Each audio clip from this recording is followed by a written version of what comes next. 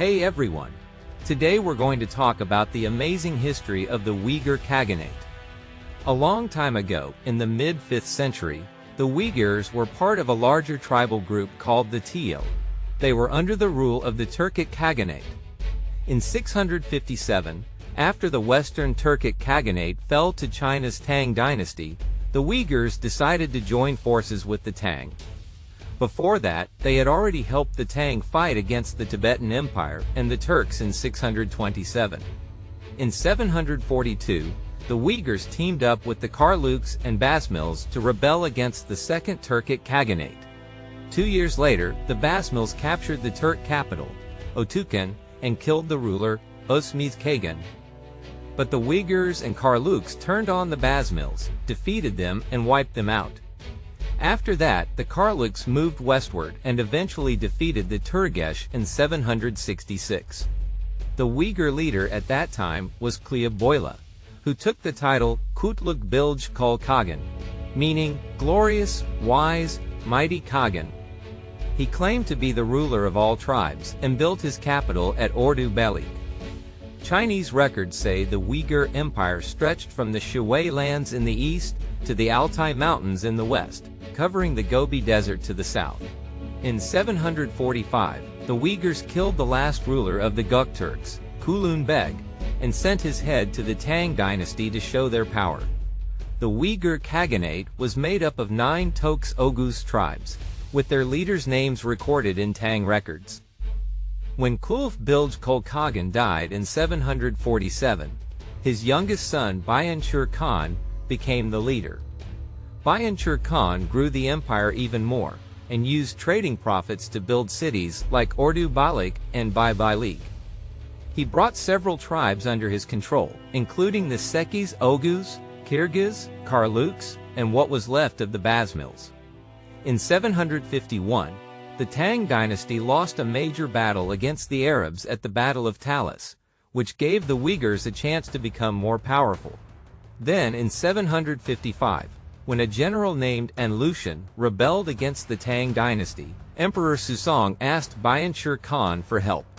The Uyghurs sent about 4,000 horsemen, who helped retake the Tang cities of Chang'an and Luoyang. Afterward, the Uyghurs looted Luoyang for 3 days until they collected a huge amount of silk. As a reward, the Tang gave them 20,000 rolls of silk and allowed the Uyghurs to stay in Tang China as honored guests. They also set up trade deals, where Uyghur horses were traded for silk. To strengthen their alliance, the Tang and Uyghurs arranged marriages between their royal families. Bayanchur Khan married Princess Ningguo from the Tang dynasty, and his daughter married a Tang prince. Later, in 758, Bayanchur Khan defeated the Yenisei Kyrgyz in the north. He destroyed their trade posts, defeated their army, and executed their leader.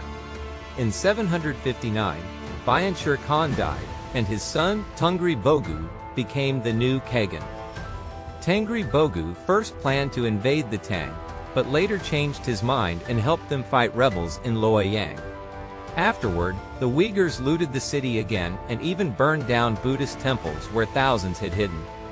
The Tang had to pay 100,000 rolls of silk to make them leave. During this campaign, Tengri Bogu met Manichaean priests, and Manichaeism became the official religion of the Uyghur Khaganate. However, Tengri Bogu's plans to invade the Tang worried his uncle Tun Baga Tarkan. In 779, Tun Baga Tarkan killed Tengri Bogu and around 2,000 of his followers. Tun Baga Tarkan became the new leader and took the title Alp Kulf Bilge, meaning victorious, glorious, wise. He set new rules to keep the kingdom stable.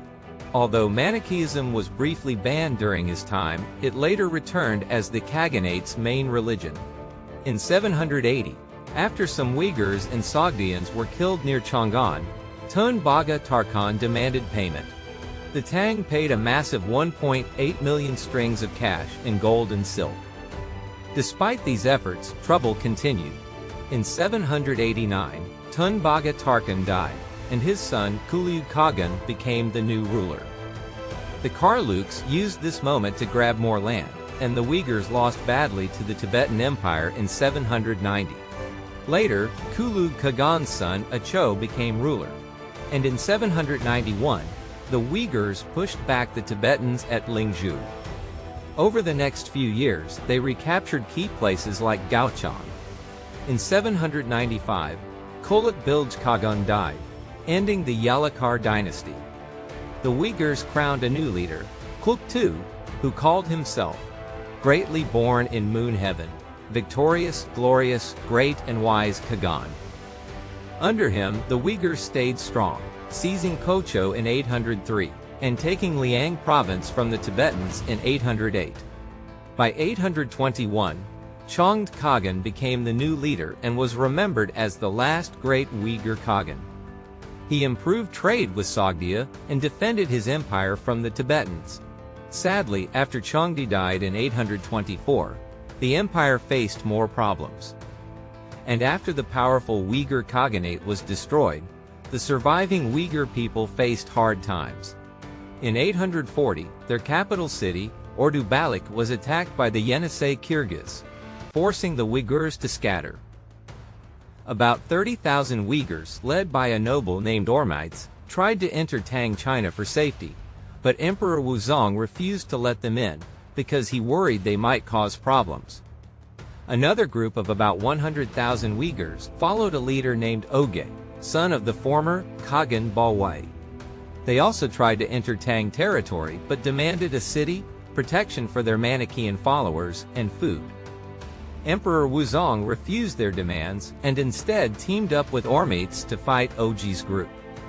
In 843, Tang troops led by General Shi Xiang defeated Oge's forces in a battle at Kill the Barbarians Mountain. Around 10,000 Uyghurs died, and Oge was injured. Later, Wuzong ordered Ormites' followers to join Tang soldiers to weaken their power. When Ormites refused, Tang forces killed many of his people, further damaging Uyghur strength. Wuzong then ordered the destruction of Manichaean temples and the execution of their priests, since this religion was popular among Uyghur leaders. This targeted attack hurt the Uyghur elite. By 846, Oge was killed in battles with Tang forces, the Yenisei Kyrgyz, and Ormites' supporters. Oge's brother, Enian Khagan, tried to keep the Uyghur people together but was defeated by Tang troops in 847. The Yenisei Kyrgyz controlled a large region after the fall of the Uyghurs, but showed little interest in ruling. Instead, they let a former Uyghur leader named Kulug Baga oversee the Orkhon Valley. Eventually, the Khitans took this area from the Kyrgyz in 890, and the Kyrgyz made no serious attempts to stop them. Despite these setbacks, the Uyghurs adapted. Some moved to Gansu, where they created the Ganju Uyghur Kingdom, while others founded the Kingdom of Kocho near modern-day Turpan.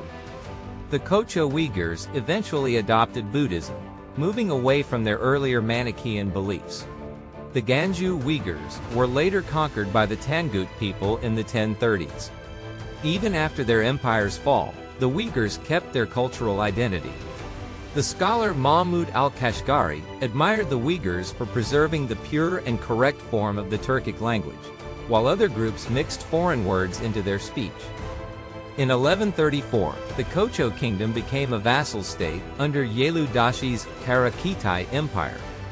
Later, in 1209, the Kocho ruler Idikate Barchuk Artejing joined forces with Genghis Khan, helping the Uyghurs gain an important role in the Mongol Empire's government. The Mongols even adopted the old Uyghur alphabet for their official writing system, giving the Uyghurs lasting influence.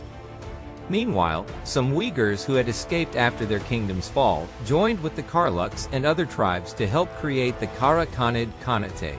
In 940, this kingdom became an Islamic power in the region after Sultan Satuk Bugro Khan converted to Islam and took control of Kashgar. The Uyghurs had strong trade connections with the Sogdians, who influenced them to adopt Manichaeism in the first place. This religious shift helped strengthen trade along the Silk Road. However, not all Uyghurs accepted this faith, especially among the lower classes. The Uyghurs also built a strong capital called Karabalgasun, with solid walls and secure storage for their wealth. While this helped them grow rich and powerful, it also made them easier to attack. Once enemies broke into the city, the Uyghur Khaganate couldn't recover, leading to its fall.